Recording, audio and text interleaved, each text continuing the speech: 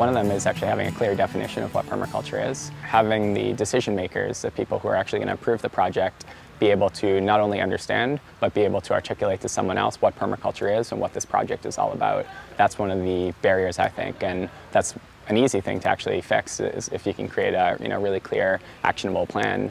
That's sort of the thing that the decision maker is really looking for. One of the big ones is permaculture. The very word permaculture is not a very popular, doesn't test well with people.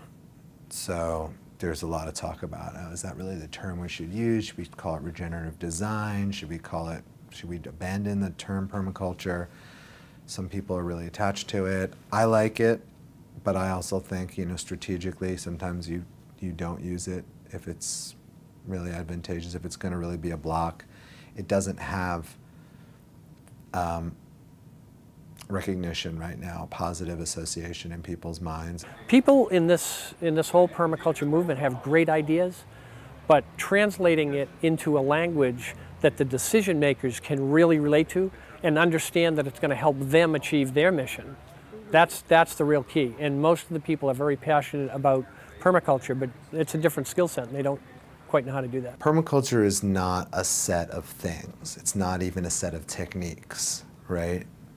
Brock Dolman says we got to get away from the nouns of permaculture, which are very big and shiny and easy to grab onto, and realize permaculture is a verb. It's a method. It's a way of doing things. Much harder to market a way of doing things. We're a thing-based culture. We really like things. We buy things. We trade things. You count things. But a way of doing things is a marketing challenge. I would have taken more reference shots before I did any single move. And if I could use timeline photos, and if I could put the timeline running against the dollar inputs to the energy inputs, if I had that technology, I'd be using every single bit of it I possibly could. Because I realize we have to prove to people with some facts and figures and some reference material that before it was like this and now it's like that. They don't understand the changes that happen over time. I don't come from a business background, and I actually initially I rejected kind of business as an approach, because it seemed to me when I was much younger that money was partly what was causing a lot of our problems in the world.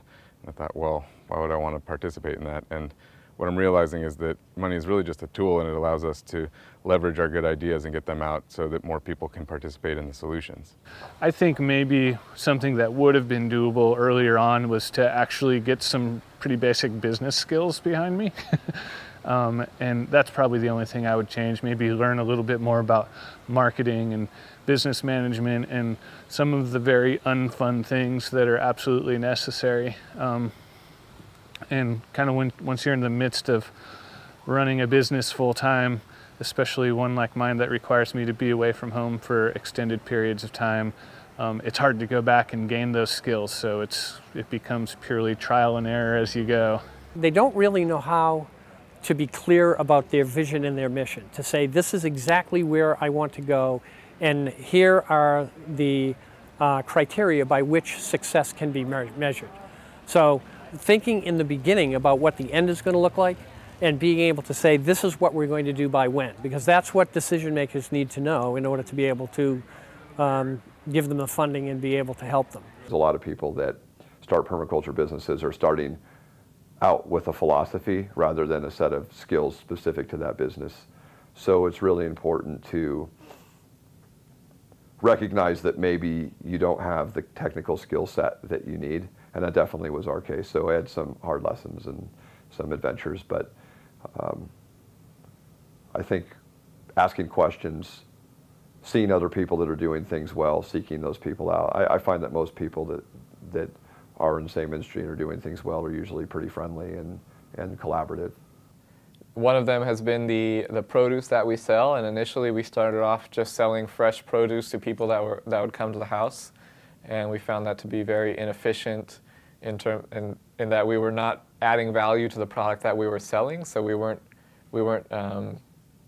getting the most out of what we had, and also people were taking up a lot of our time browsing around And so we've brought it to the point where it's all dried goods. So we're adding that value through drying. And we sell through our web store, which is much quicker for us, gives us larger access to the national U.S. market. Learning about the importance of marketing, because in the end, marketing is a tool that we can't go around. We must go through. We must be good marketers, and for us to learn about marketing was challenging. But now we surrounded ourselves with some marketing people, and it's been really helpful. And of course, breaking through the ice when until we reached that point where momentum was more evident. It took us a lot of energy to get to that point. Now we can enjoy kind of a natural growth or a wheel that's turning. So getting to that point was challenging. We're very happy now that we're over that. Clarifying who is your client base, who is your demographic, who's your favorite client. I run on a model right now is I only work with people I can hug. And it's great because it really limits the field really quickly. And so right now I have 4 clients, which are fantastic. They call me whenever they need to. I call them whenever I need to, and we have a fantastic time. That's kind of been a challenge, is to build some credibility in a field that's dominated by folks who have that professional credentials. And I think that's going to be something I will always contend with. But my reputation is entirely based on what I do on the ground, and its functionality and beauty and the fact that it's well built, rather than any specific credentials I have. The challenges have been a lot of it's just fear, honestly, and not having a lot of confidence in being able to make it happen. If you're someone that's starting without any funding, it can be scary to quit your day job and or even it can be scary to have multiple weird side jobs while you're trying to start your business up, which is what we've done too. Is just keep working little side jobs and keep putting that money back into the business. And I think that probably just having courage is a challenge, and being a very small business up against a lot of the big, huge nurseries or other big farms is kind of a challenge too, just to kind of get your name out there. I really learned to overcome my fear of rejection. I would show up with my sprouts and they would say, great, I like them, or I don't like them, or yeah, come back, or I'll order them. And then I wouldn't hear anything from them. And so even the ones that said, I love them, come back soon, or let me put it in an order, never heard a word. And so I realized that I had to come back over and over and over again until they actually told me, I don't want these. And if they don't tell me no, I'm gonna show up again. And that mentality of the persistence has been so valuable to me. It's incredible. In my current business, Seedwise, I'm recruiting seed farmers to sell their seeds on the site. And until they tell me no, I'm gonna call them and try to help them get more sales. And what's interesting and really neat is I've gotten emails from some of them saying, at first I wasn't interested, but because of your persistence, I decided to give it a shot. It really took me a long time to understand that you have to build up a relationship of trust, and people need to really get a clear understanding of what you're doing, and you need to have some rapport with the community to get them to trust you enough to give you their money. Well, in any ranching business or farming, ranching, it's very expensive.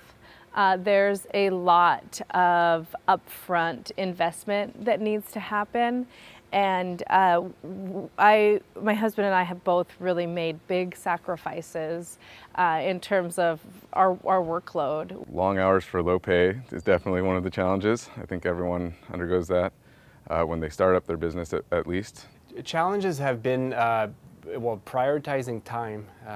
Obviously, for a while, there was 2 of us. When you have a business that you start out, you probably lack capital, and you are leverage pretty heavily that you need to pay your bills, and so you're going to take on things, pretty much anything you can get. And your opportunities are going to be limited because you don't have your name out there. Young farmers, and myself included, get a little bit obsessed with the idea that we need to own land in order to do long-term perennial agriculture, and it's just not true. I mean, I've seen amazing systems, food forests on rented land, on creative leases. Some of the most inspiring permaculture sites that I've been to aren't owned by the people that are farming there. And I think that that is the one thing I wish I would have done differently, is not obsessed so much about working towards the goal of land ownership. The land isn't the barrier because you don't have to buy land. You can just lease out people's front and backyards. And so, you know, people would just approach me with their and say, hey, I've got this lawn, do you want to use it? Just, you know, they get some vegetables and I do all the work. And so there really isn't a lot of barriers. Sometimes you run into things with city municipalities, but it's nothing that's really hindered my operation in any way. What I would do differently if I were to go back and do it all over again would be just to take more time to keep myself centered, because I find that in the work that I'm doing there's a lot of people and there's a lot of kind of energy flows that are pulling me in different directions, and there was a long time period where I didn't take enough time to make sure that I was centered and healthy and had enough energy to do all that stuff, and so for almost a year I was kind of running on fumes, and until the point where it kind of all just crashed and I had to take a 4-day vacation to San Diego. If I started again, I would probably grow slower. I doubled my size and profits, or I doubled my size and I doubled my gross every year for 4 years, and by year 4 it was insane. It was just a lot of employees and a lot of overhead expenses. So I would grow way more incrementally. I tell people, if you're going to think about getting a spin farm going, start at a 1/4 acre and maximize that 1/4 acre until you're pulling the most possible profit you could off that land. We haven't had any challenges or barriers. That's a lie. There's all kinds of problems. And each one's a great opportunity to learn.